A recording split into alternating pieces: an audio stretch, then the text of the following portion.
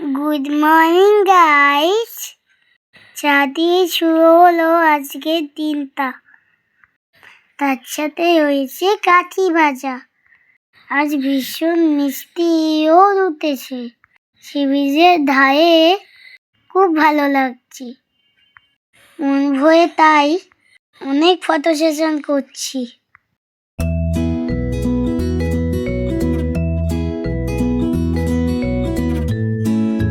তার সাথে পাপার পিঠে উঠে দুষ্টিমিও একটু করে নিলাম। তারপর লাঞ্চে আবার বিকেলে বেরিয়ে পড়লাম। প্রথমে উঠলাম এই জাম্পিংয়ে, অনেকক্ষণ ধরে এখানে মজা করলাম। তারপরে গেলাম ডিনার করতে। গরম গরম ভাত আর চিকেনের ঝোল দিয়ে ডিনার ছাড়লাম।